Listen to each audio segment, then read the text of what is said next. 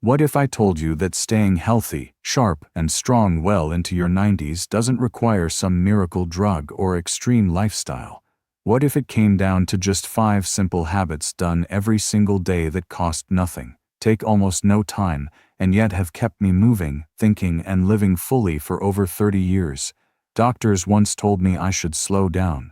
I was already in my 60s, they said. But here I am at 92, driving, walking, and yes, even laughing at traffic without so much as a cold in 3 decades. And I didn't get lucky. I made choices. Choices that rewired my body, boosted my immunity, and gave me energy most people half my age would kill for. So if you're tired of feeling sluggish, stiff, or stuck in a cycle of fatigue and forgetfulness, if you're worried about aging taking control before you're ready, then keep reading. Because this isn't about being old. It's about staying alive fully, fiercely, and on your own terms. Habit #1. The 90-second morning ritual that wakes up your whole body. Every morning before my feet even touch the floor, I do something that might sound too simple to matter, but it changes everything. I call it my wake-up signal to my body. I lie on my back, take 3 deep breaths, wiggle my toes, stretch my fingers, and slowly rotate my ankles and wrists. That's it. Just 90 seconds. No fancy yoga, no intense workout, just movement that tells every joint, muscle, and nerve in my body, we're awake now. Let's go. Most people leap out of bed, grab their phones, and dive headfirst into stress. Their blood is thick, their joints are stiff, and their nervous system is still groggy. But by taking those 90 seconds, I'm sending blood flow to my limbs, oxygen to my brain, and awareness to my movements. It lowers my risk of falling, calms my nerves, and boosts circulation all before I even think about coffee or the news. I started doing this when I was 62 after tripping over my slippers one morning because my body hadn't woken up fast enough. That was the wake-up call. Since then, I haven't missed a single day. If I forget, my body reminds me. And science backs it up. Studies from the National Institute on Aging show that older adults who start gentle morning movement report more energy, better balance, and sharper minds throughout the day. The key isn't intensity, it's consistency. You don't need a gym. You don't need special clothes. You just need 90 seconds to say, "Today we move." Habit #2. My daily immune-boosting drink that costs less than $1. After I move, I drink what I call my golden glass. It's warm water mixed with fresh lemon juice, turmeric, and a pinch of black pepper. Sounds simple, that's because it is. No expensive powders, no exotic superfoods, just 3 ingredients that have kept me from getting sick for over 30 years. Lemon floods my body with vitamin C, which supports immune cells and kickstarts digestion. Turmeric contains curcumin, one of nature's most powerful anti-inflammatories. And black pepper. That's the secret ingredient. It helps my body absorb turmeric up to 200% better. Together, they form a powerhouse that primes my immune system, lowers inflammation, and jumpstarts my digestion before breakfast. When I first started this habit, I had sinus infections twice a year and stiff joints every winter. Within 2 weeks, I noticed a difference: less bloating, more energy. After a few months, I realized I hadn't been sick in nearly a year. That was 30 years ago. Since then, I've never stopped. It only takes 5 minutes to make, and it sets the tone for my entire day. This isn't a magic potion. It's a message. A daily reminder to my body that I care. And trust me, when you give your immune system the tools it needs, it shows up stronger than ever. Habit #3. The healing walk that rebuilds my body every day. I don't walk for exercise, I walk for healing. It's not just something I do to stay active or burn calories. Walking is my reset button, my daily medicine, and my moving meditation. Every day, rain or shine, I step outside and take a 15-minute walk. Sometimes it stretches to 20 minutes if the sun feels warmer than usual, or the breeze carries a memory that makes me pause. No headphones, no phone calls, just movement and breath. That's it. Most people underestimate walking. They think you need to sweat, push your heart rate into some magical zone, or lift heavy weights to stay young. But at 92, I can tell you the truth. Walking is the foundation. It's the most underused form of medicine in modern life, and it's free, accessible, and incredibly powerful when done with intention. There was a time when I didn't believe this either. Like many people, I thought walking was too simple, too slow, too ordinary. I used to chase fitness trends. I tried aerobics, yoga, even swimming laps. Nothing stuck. I'd start strong, then lose interest or get sidelined by an ache or injury. Then one day, I came across a study that changed everything for me.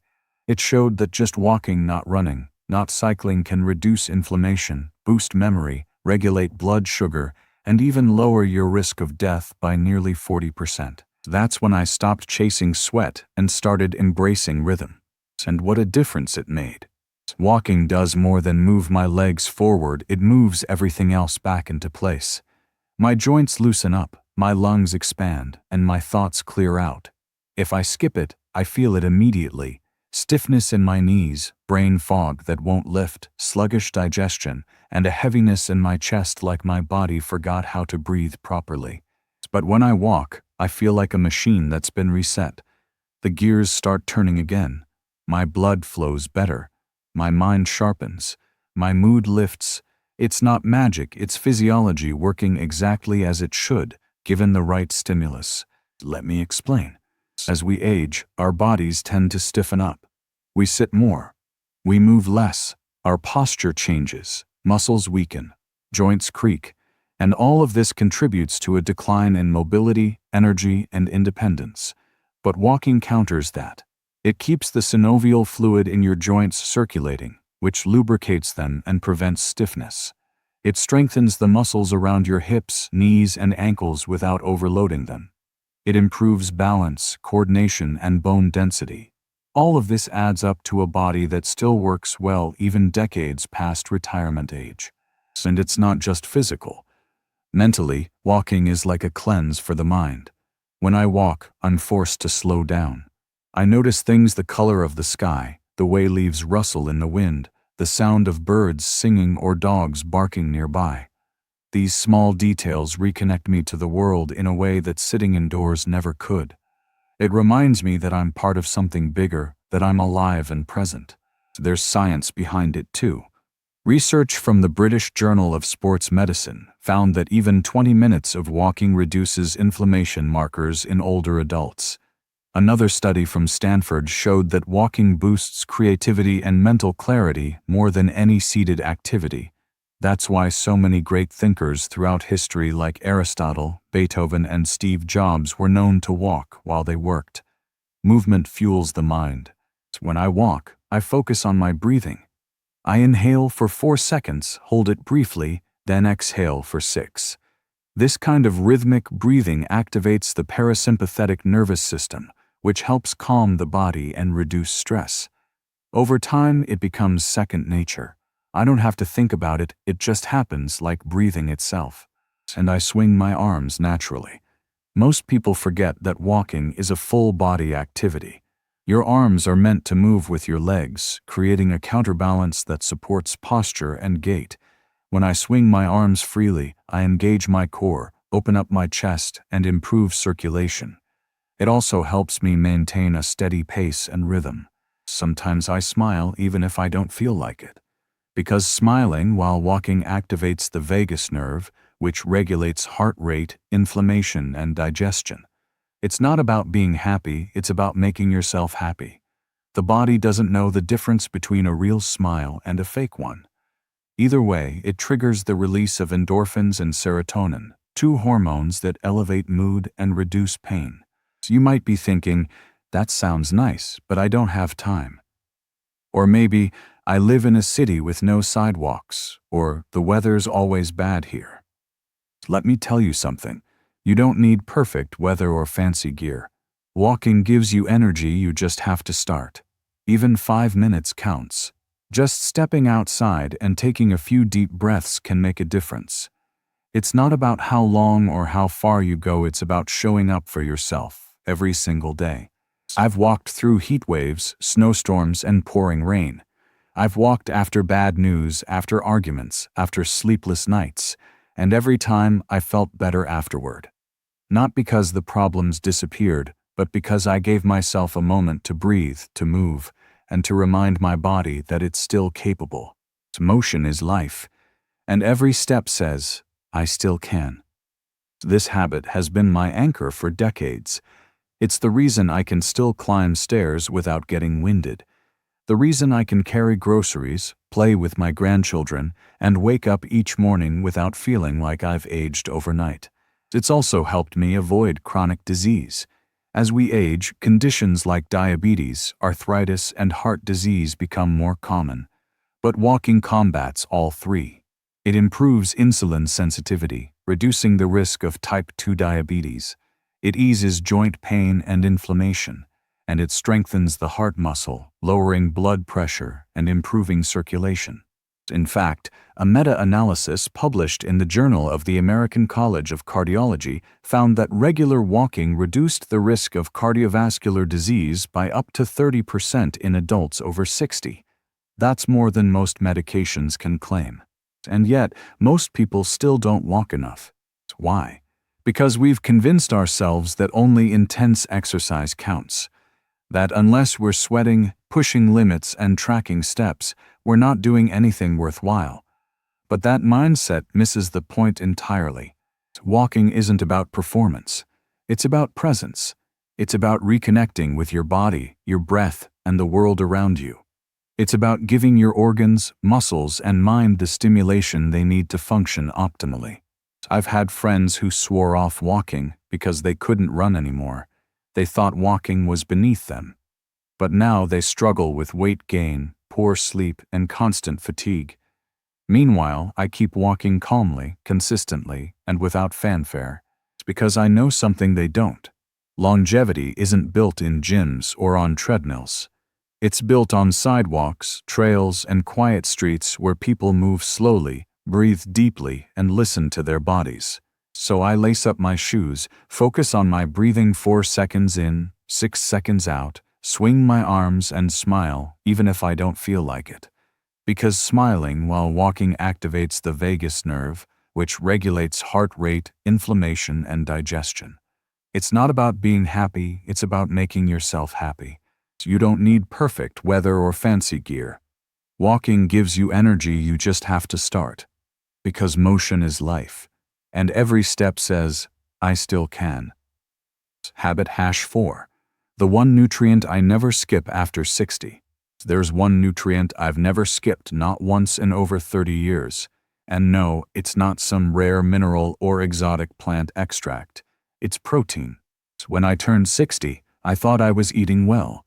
Fruits, veggies, whole grains, even the occasional multivitamin. But I was losing strength, forgetting things, and constantly tired by mid-morning. I'd walk into a room and forget why I was there. My hands would shake slightly when I poured coffee. My legs felt heavier than they used to. At first, I blamed age. That's what we do, right? We accept that after 60, everything slows down. You get weaker, slower, more forgetful. But then I met a nutritionist who changed my life. She looked at my diet and said something I'll never forget. You're not eating enough protein. She didn't say I was deficient in fiber, iron, or vitamin D. She didn't suggest I take supplements or cut out carbs. She simply told me I wasn't getting enough protein and that this was likely the root cause of how I was feeling. I was skeptical at first. Protein was for bodybuilders, right? Or maybe athletes trying to bulk up. I wasn't either of those things. I was an older adult trying to stay active, mentally sharp, and independent. So I asked her, why does protein matter so much after 60? Her answer stuck with me. As we age, she said, our bodies become less efficient at absorbing and using protein. That means we need more of it, not less, to maintain muscle, memory, immunity, and healing. That hit me hard, because I had assumed that since I wasn't working out like I used to, I needed fewer calories and therefore less protein. But the opposite was true. My body was still doing the same basic jobs, repairing tissue, fighting infections, thinking clearly, moving through the day. Only now it was doing all of that with less support. So I completely changed my breakfast. Instead of cereal or toast, I eat what I call the brain and body breakfast. One boiled egg, a cup of Greek yogurt, a handful of walnuts, and a few blueberries. Altogether, that's over 25 grams of high-quality protein plus antioxidants, healthy fats, and anti-inflammatory compounds. It doesn't just fill me, it fuels me. And let me tell you, the difference has been incredible. Within weeks, I noticed changes. My energy levels stayed steady through the morning. I wasn't crashing by 10 and my mind sharpened. I could remember names again, appointments where I left my keys. My muscles felt stronger, especially in my legs and arms. I could carry groceries without needing to stop halfway up the stairs. I even started sleeping better at night. Protein isn't just for bodybuilders. It's for immune cells, enzymes that repair tissue, and neurotransmitters that keep your brain sharp. Studies show that older adults who consume 25-30 grams of protein per meal have better muscle mass, fewer hospitalizations, and even longer lifespans. Seniors with higher protein intake also have stronger immune responses to illness and vaccines. Let me break that down a bit more. As we age, our muscles naturally begin to shrink, a process called sarcopenia. By the time most people reach their 70s, they may have lost as much as 15% of their lean muscle mass. This affects balance, mobility, metabolism, and even bone density. Without strong muscles, you're more prone to falls, fractures, and a loss of independence. But here's the good news: muscle loss is not inevitable. It can be slowed, even reversed, with proper nutrition and movement. And protein is the key building block. Your muscles are made of proteins, and your body needs a constant supply to maintain and repair them. When you eat protein, your body breaks it down into amino acids, the building blocks of muscle. These amino acids help rebuild muscle fibers, strengthen connective tissues, and support joint health. The problem is, many older adults don't eat nearly enough protein to meet these needs. Most dietary guidelines recommend about 0.8 grams of protein per kilogram of body weight for adults. For a 150-pound person, that's around 54 grams per day. But research shows that older adults may need closer to 1.0 to 1.2 grams per kilogram, or even more, to prevent muscle loss and maintain strength. That means aiming for about 25-30 grams of protein at each meal, not just once a day, spread throughout the day. Your body can only use so much protein at a time, so spacing it out helps ensure your muscles are getting a steady supply. Not all proteins are created equal, though. That's why I focus on complete proteins, those that contain all 9 essential amino acids. Eggs and Greek yogurt are perfect sources. Walnuts add omega-3s, and blueberries bring in the antioxidants. Since making this change, my blood sugar stabilized, my mind sharpened, and my energy stayed steady through the morning. Some days I switch it up: cottage cheese with flax seeds, grilled chicken on sprouted toast, or even a lentil scramble. But the rule stays the same: never skip protein, especially at breakfast. Because your body decides how it's going to perform for the rest of the day the moment you eat. And feeding it right is the smartest investment you'll ever make. Let me explain why breakfast matters so much. After a full night of fasting, your body is in a catabolic state, meaning it's breaking down muscle for energy because it hasn't received new fuel. If you don't give it protein early in the day, that breakdown continues. Over time, this leads to muscle loss, fatigue, and a weakened immune system. But when you start the day with a high-protein meal, you flip the switch from breakdown to building mode. You send a signal to your body that says, "We're refueling, let's rebuild." This sets the tone for the entire day. Your metabolism speeds up, your mood lifts, and your energy remains stable. It's not just about muscle either. Protein plays a critical role in brain function. Neurotransmitters like serotonin, dopamine, and norepinephrine are made from amino acids found in protein. These chemicals regulate mood, focus, motivation, and sleep. Without enough protein, your brain doesn't function at its best. That's why skipping protein often leads to brain fog, irritability, and poor concentration. So I've seen this firsthand. Before I changed my diet, I would wake up groggy and struggle to focus until lunchtime. Now I feel alert and ready to go within an hour of waking up. I can read, write, talk to friends, and manage tasks without feeling drained. Another benefit I didn't expect was improved digestion. Many older adults struggle with digestive issues, constipation, bloating, acid reflux, but adding protein helped me feel more regular and comfortable. That's because protein supports gut health by maintaining the integrity of the intestinal lining and promoting the growth of beneficial bacteria. Now, I know what some of you might be thinking. Won't too much protein hurt my kidneys? I used to worry about that too.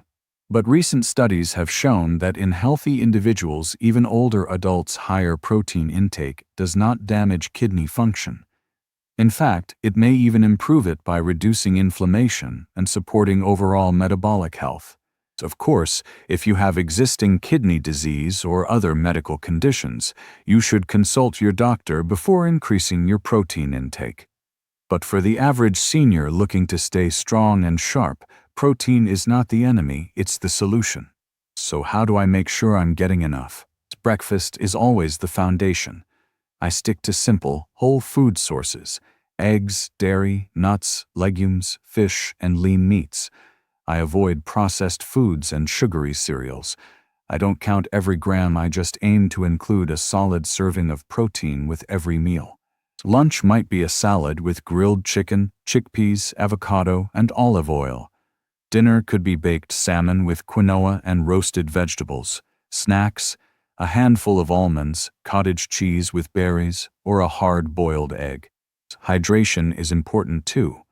Protein requires water to be metabolized properly, so I make sure to drink plenty of fluids throughout the day, especially after meals. And here's another trick. I pair protein with resistance exercise.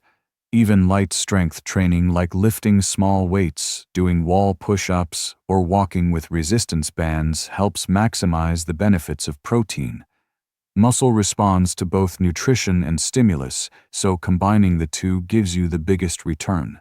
Over the past 3 decades, I've watched friends and family members struggle with weakness, confusion, and fatigue as they aged. Many of them were eating low-protein diets, thinking they were being healthier. But what they really needed was more protein, not less. One friend, Mabel, came to me after a fall left her with a broken wrist.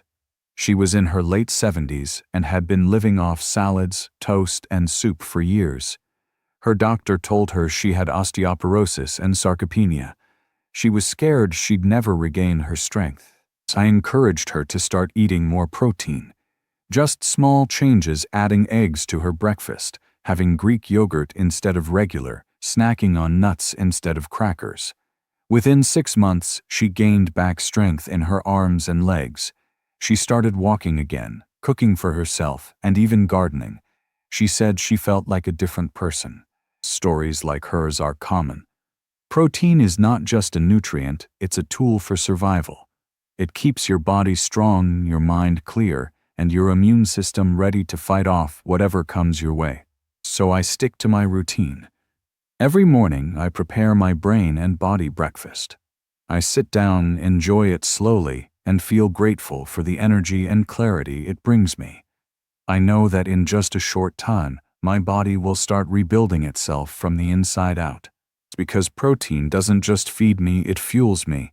And after 60, that makes all the difference. Habit #5. The daily mind trick that keeps me sharp and calm. Your mind gets sick before your body does. And if you want to stay young, truly young, you have to start there. Every morning before I speak to anyone or check the news, I do something I call mental tuning. It's not meditation or therapy, it's just 3 minutes of sitting still and picturing the kind of day I want to have. I don't imagine the traffic, the errands, or the bills.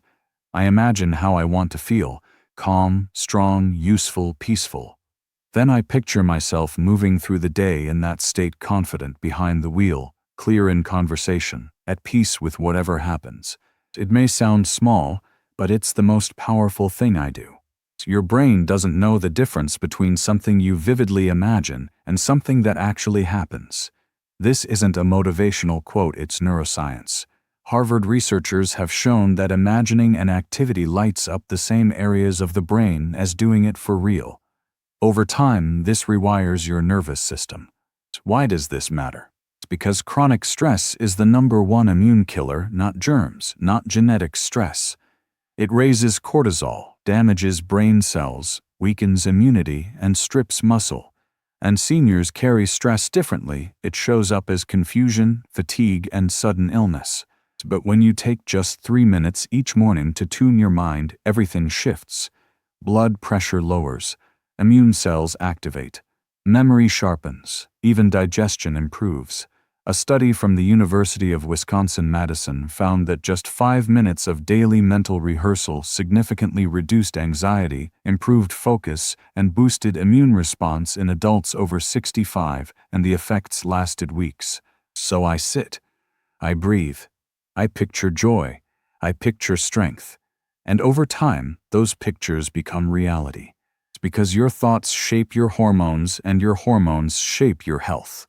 You don't need mantras or candles, you just need intention. And that's the final piece of the puzzle. Let me tell you how I got here. When I turned 70, life started feeling heavier. Not physically, at least not at first, but emotionally. My wife passed away after a long illness. My children moved across the country. Friends began getting diagnosed with things I didn't want to hear about. I felt like I was losing my place in the world. And then my health started to reflect that inner turmoil. I had trouble sleeping. I'd wake up anxious, heart pounding, mind racing. I couldn't remember simple things: where I left my glasses, what day it was, why I walked into a room. My appetite dropped. I stopped enjoying the walks I used to love. I became irritable, short-tempered, and tired all the time. My doctor ran tests. Everything came back normal. "You're healthy," he said. "You're just stressed." Stressed. That word felt too small for what I was feeling. I wasn't just stressed, I was unraveling. So I did what I always do when life feels out of control. I looked for a solution I could control. That's when I discovered the power of mental rehearsal. At first, I thought it was silly. Sitting quietly and pretending your day will go well. That sounded like wishful thinking. But I tried it anyway, 5 minutes every morning. Just breathing and picturing myself calm, capable, and at peace. Within a week, I noticed changes. I wasn't waking up with that tightness in my chest anymore. I could get through breakfast without checking the clock every few minutes, waiting for the anxiety to hit. I started walking again, not because I had to, but because I wanted to. By the end of the second week, I was smiling more. Not fake smiles either, real ones. I caught myself laughing while watching old movies, remembering jokes, even enjoying the way sunlight filtered through the curtains. I didn't suddenly become carefree. Life still brought its share of challenges, but I was handling them differently now. I was responding instead of reacting, thinking before speaking, pausing before panicking. That's the real power of this habit. It doesn't eliminate problems, it changes how you face them. Let me explain how it works. When you wake up in the morning, your brain is in a unique state. It's fresh, open, and highly suggestible. This is called the alpha brainwave state, the same state you enter during meditation or right before sleep. In this state, your subconscious mind is more receptive to suggestion. This means that the first thoughts you give yourself in the morning have disproportionate power. They set the tone for the rest of the day. If you jump straight into the news, scroll through social media, or dive into work emails, you're letting external forces dictate your emotional state. You're starting the day on reactive mode. But if you spend just a few minutes focusing on how you want to feel, not just what you need to do, you take back control. You're giving your brain a blueprint for the day ahead, one rooted in calm, clarity, and confidence. It's not about ignoring reality. It's about choosing how you engage with it.